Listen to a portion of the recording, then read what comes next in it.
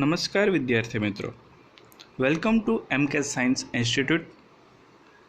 હું મિલન ખાંટ અને તમારા માટે લઈને આવ્યો છું ધોરણ 10નું વિજ્ઞાન, કે જેમાં આજે આપણે જે ચેપ્ટર 1 છે રાસાયણિક પ્રક્રિયાઓ અને સમીકરણો, તેની જે રાસાયણિક પ્રક્રિયાઓ છે તેના કેટલાક પ્રકારો છે તેના વિશે આપણે અભ્યાસ કરીશું.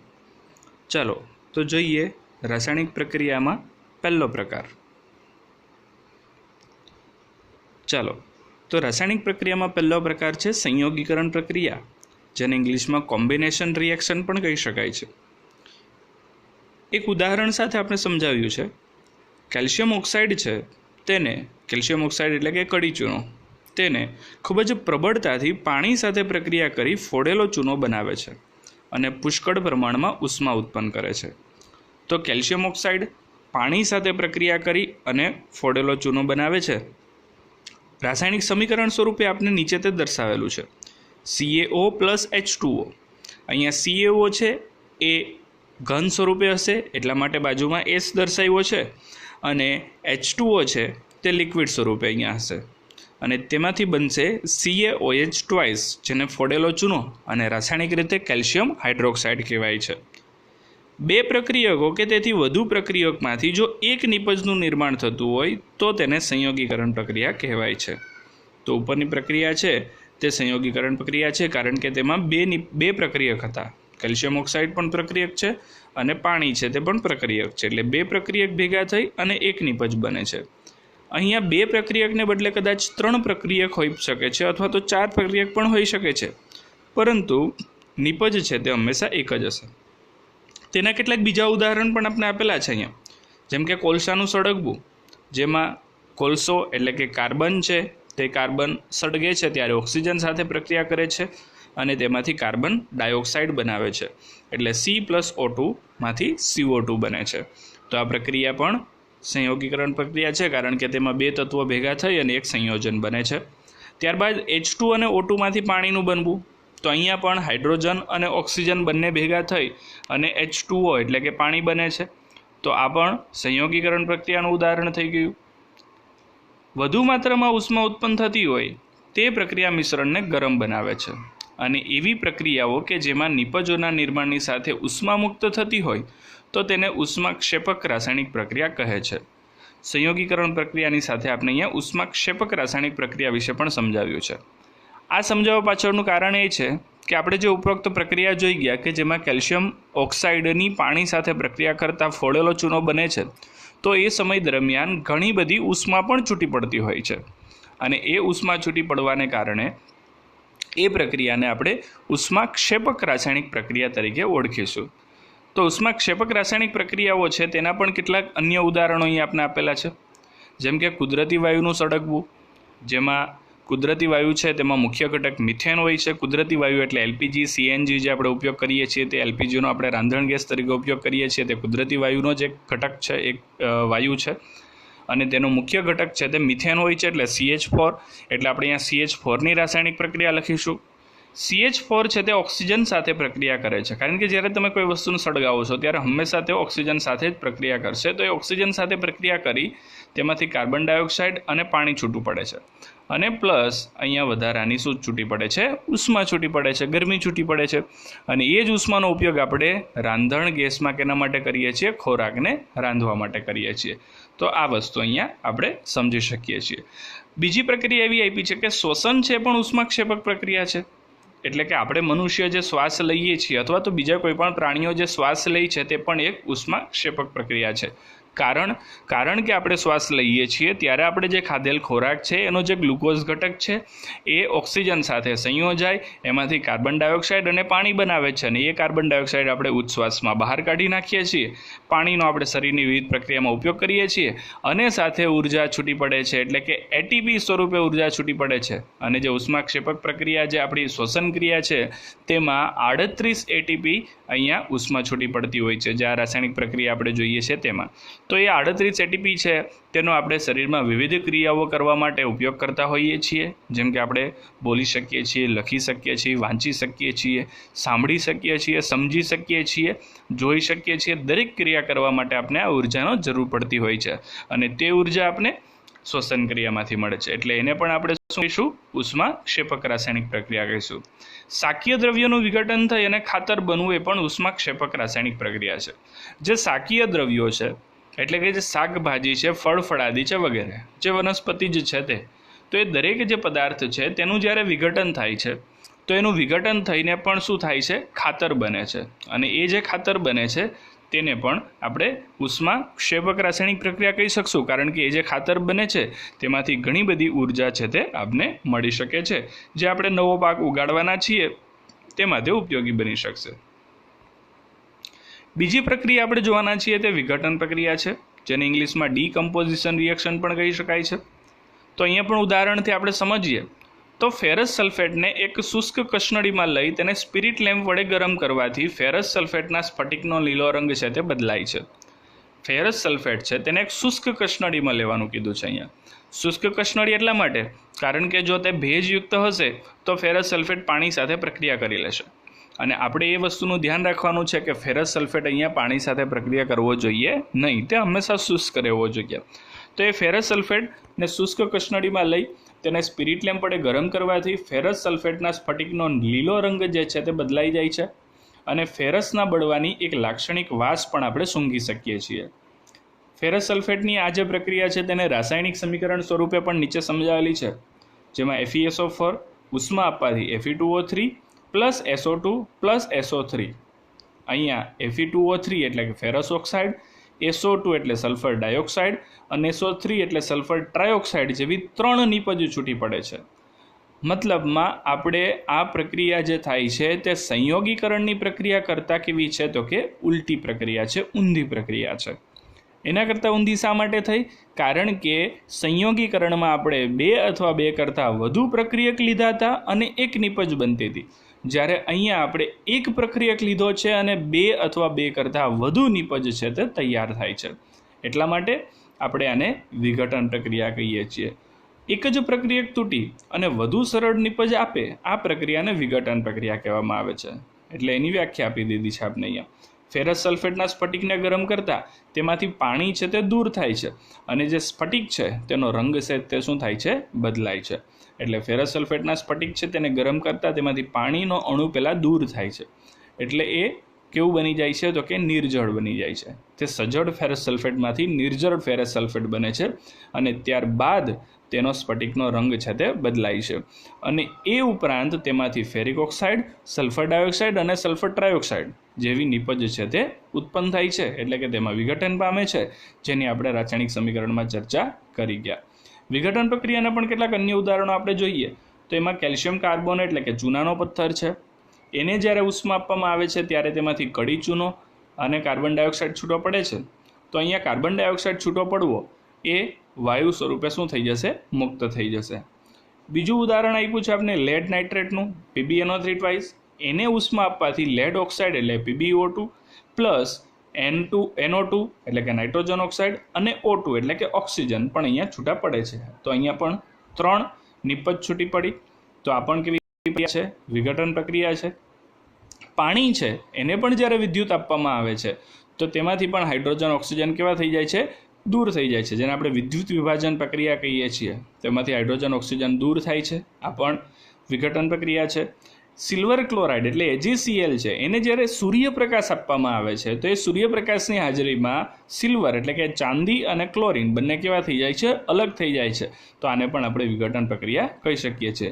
ઉપરોક્ત દરેક ઉદાહરણમાં જો આપણે જોવા જઈશું ને તો આપણે ખબર પડશે કે વિઘટન પ્રક્રિયામાં પ્રક્રિયકોને તોડવા માટે ઉષ્મા, પ્રકાશ અથવા તો વિદ્યુત સ્વરૂપે ઉર્જા આપવી પડે છે, અને જો આપણે ઉર્જા ન આપીએ તો આ વિઘટન પ્રક્રિયા થઈ શકતી નથી. મતલબમાં વિઘટન પ્રક્રિયા છે એ શું કરે છે? ઉષ્મા શોષે છે, એટલે તેને ઉષ્મા શોષક પ્રક્રિયાઓ પણ કહેવામાં આવે છે. સંયોગીકરણ પ્રક્રિયા સાથે આપણે જે પ્રક્રિયા જોઈ ઉષ્માક્ષેપક હતી, કે જેમાં ઉષ્મા વધારાની નિપજ સાથે છૂટી પડે છે, જ્યારે અહીંયા ઉષ્મા શું કરે છે? તો કે શોષાય છે, એટલા માટે આ ઉષ્મા શોષક પ્રક્રિયાઓ કહેવાય છે. આગળની પ્રક્રિયા આપી છે વિસ્થાપન પ્રક્રિયા, અથવા તો તેને ઇંગ્લિશમાં કહેવાય છે ડિસ્પ્લેસમેન્ટ રિએક્શન. એક કસનળીમાં કોપર સલ્ફેટનું દ્રાવણ ભરવાનું છે, તેની અંદર એક લોખંડની ખીલીને કાચ પેપર વડે બરાબર સાફ કરી અને કસનળીમાં ડૂબાડવાની છે. હવે અહીંયા લોખંડની ખીલીને કાચ પેપર વડે સાફ આપણે શા માટે કરીએ છીએ? કારણ કે લોખંડની ખીલી છે તેની ઉપર શું થઈ ગયેલું હશે? કાટ લાગી ગયેલો હશે, અને કાટ લાગેલી લોખંડની ખીલી છે તે આની સાથે પ્રક્રિયા નહીં કરી શકે. અથવા તો એવું પણ બની શકે છે કે તેનો કાટ છે તે શું કરશે? તો કે આપણે જો કોપર સલ્ફેટ લઈએ છીએ તેની સાથે પ્રક્રિયા કરી લેશે.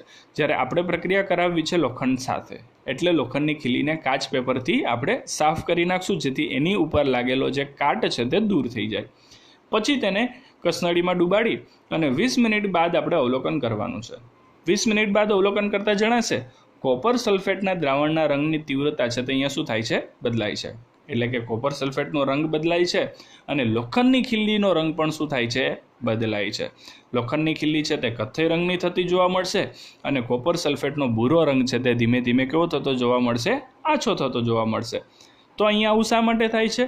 કારણ કે લોખંડ છે એ લોખંડ એ કોપર સલ્ફેટમાંના કોપર જે છે એ કોપરનું શું કરે છે? વિસ્થાપન કરે છે. વિસ્થાપનનો અર્થ સીધી સરળ ભાષામાં આપણે કરીએ તો એવું થાય છે કે અહીંયા કોપરનું સ્થાન છે, એની જગ્યા છે તે લોખંડ લઈ લે છે. એટલે લોખંડ છે તેની જગ્યા છીનવી લે છે અને CuSO4 ને બદલે FeSO4 બનાવી દે છે. તો Cuનું શું થાય છે? તે અલગ છૂટો પડી જાય છે. જેમ પહેલાં Fe અલગ છૂટો હતો તેમ Cu છે તે અલગ છૂટો પડી જાય છે. મતલબમાં એવું બનશે કે કસનળીમાં નીચેના ભાગે તળિયામાં કોપર છે તે અલગ થઈ જશે કથ્થઈ રંગના, અને જે કોપર સલ્ફેટ છે એ કોપર સલ્ફેટમાંથી ફેરસ સલ્ફેટ બની જાય તો ફેરસ સલ્ફેટ છે તે અલગ દૂર થઈ જશે. તો આ રીતની આખી રાસાયણિક પ્રક્રિયા થશે. કોપર સલ્ફેટમાંથી લોખંડ વડે કોપરને વિસ્થાપિત કરવા અથવા દૂર કરવાની આ પ્રક્રિયાને વિસ્થાપન પ્રક્રિયા કહેવાય છે. તેના અન્ય ઉદાહરણો છે તેની પણ આપણે ચર્ચા કરી શકીએ છીએ. જેમ કે ZN છે એની કોપર સલ્ફેટ સાથે પ્રક્રિયા થાય તો તેમાંથી ઝિંક સલ્ફેટ અને કોપર બને છે.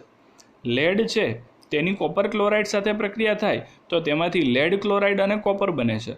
તો આ ઉપરોક્ત ઉદાહરણો જેટલા પણ છે, આપણે 3 ઉદાહરણ ટોટલ જોયા. એકમાં લોખંડ લીધેલું, એકમાં ઝિંક લીધું અને એકમાં લેડ લીધું. સામે જેટલી પણ સંયોજનો છે તે કોપરના સંયોજનો છે. તો દરેકમાંથી કોપરનું વિસ્થાપન એટલા માટે થઈ શકે છે કારણ કે જે આપણા તત્વો છે જે લીધેલા છે, ઝિંક છે, લેડ છે અથવા તો લોખંડ છે, તે દરેકે દરેક છે તે કોપર કરતાં વધુ સક્રિય તત્વો છે. એટલે એ કોપરના સંયોજનમાંથી કોપરને દૂર કે વિસ્થાપિત કરી શકે છે. એટલે કે સામાન્ય ભાષામાં કહીએ તો વિસ્થાપન પ્રક્રિયા થવા માટે, એટલે કે કોઈ પણ તત્વનું વિસ્થાપન કરવા માટે તેના કરતાં વધુ સક્રિય ધાતુની આપણે જરૂર પડે. જો એના કરતાં ઓછી સક્રિય ધાતુ હોય તો તેનું વિસ્થાપન નહીં કરી શકે. સિમ્પલ, બરાબર. તો અહીંયા લોખંડ છે તે કોપર કરતાં વધુ સક્રિય ધાતુ છે, ઝિંક છે તે પણ કોપર કરતાં વધુ સક્રિય ધાતુ છે અને લેડ પણ કોપર કરતાં વધુ સક્રિય ધાતુ છે. એટલે એ 3 ધાતુ કોપરનું સરળતાથી અહીંયા વિસ્થાપન કરી શકે છે.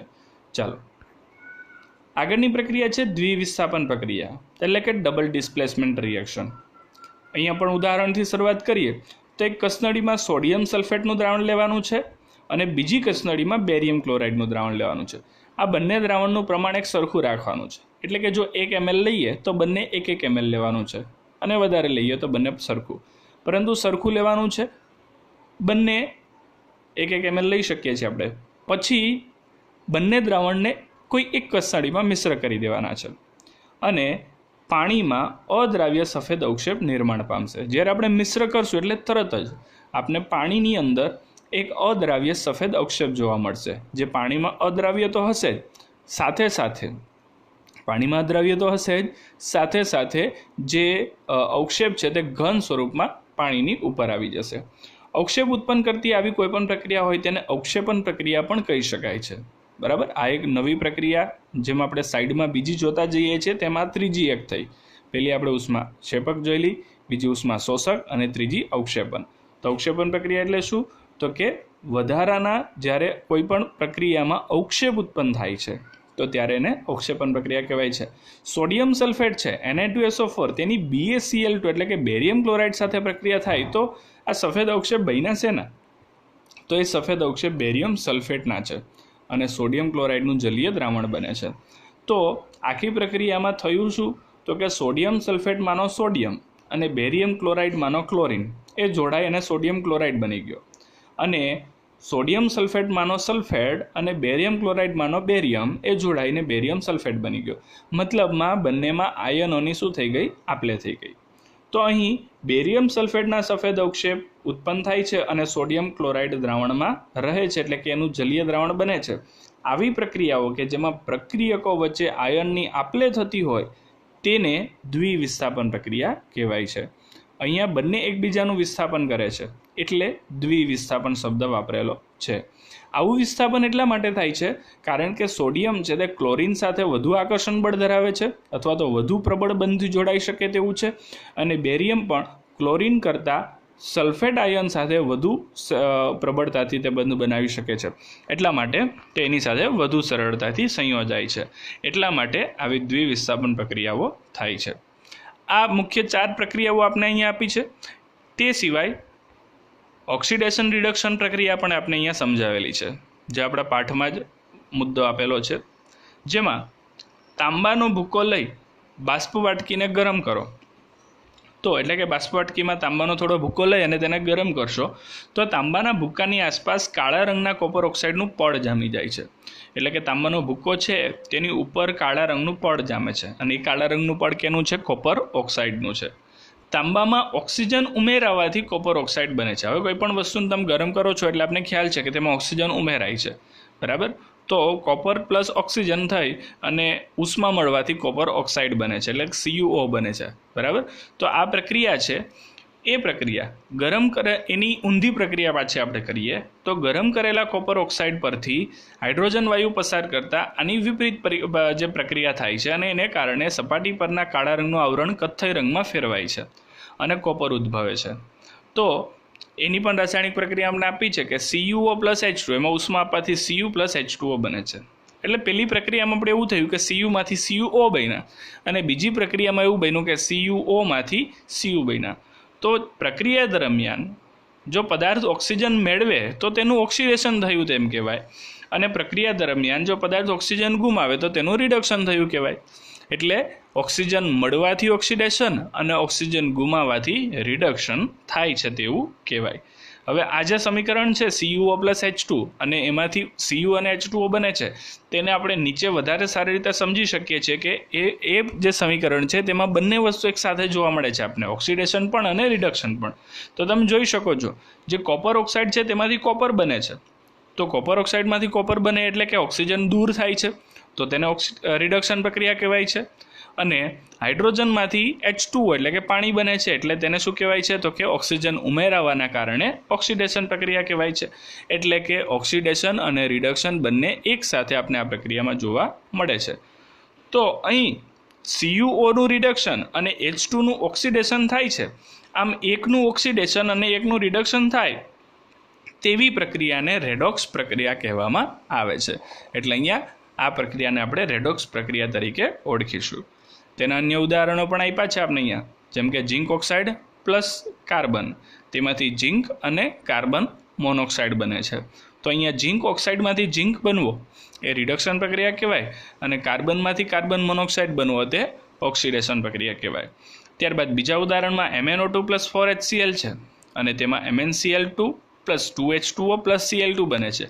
તો અહીંયા પણ MnO2માંથી MnCl બને છે, ત્યાં ઓક્સિજન દૂર થવાને કારણે રિડક્શન, અને HClમાંથી H2O બનવાને કારણે ઓક્સિજન ઉમેરાવાથી એને શું કહેવાય છે? તો કે ઓક્સિડેશન પ્રક્રિયા કહેવાય છે. પ્રક્રિયા દરમિયાન જો ઓક્સિજન મેળવે અથવા તો હાઇડ્રોજન ગુમાવતું હોય તો પણ તેને ઓક્સિડેશન કહી શકાય છે, એટલે કે ઓક્સિડેશન પામે છે તેવું કહેવાય. અને જો ઓક્સિજન ગુમાવે અથવા હાઇડ્રોજન મેળવે તો બંને કન્ડિશનમાં તેને રિડક્શન પામે છે તેવું કહેવાય. એટલે કે માત્ર ઓક્સિજન ગુમાવવાથી કે ઓક્સિજન મેળવવાથી જ રિડક્શન અથવા ઓક્સિડેશન નથી થતું, પરંતુ હાઇડ્રોજન મેળવવાથી અને હાઇડ્રોજન ગુમાવવાથી પણ રિડક્શન ઓક્સિડેશન થઈ શકે છે. એટલે એવી પ્રક્રિયાઓ પણ આપણી પાસે કેટલીક અહીંયા ઉપલબ્ધ હોય છે. ચાલો, તો આવી રાસાયણિક પ્રક્રિયાઓ છે તે આપણે પહેલાં ચેપ્ટરમાં આપેલી છે, જેની આપણે અહીંયા ચર્ચા કરી. બાકીની જે ચેપ્ટર છે તેની આપણે નેક્સ્ટ લેક્ચરમાં ચર્ચા કરીશું. Good evening, good bye.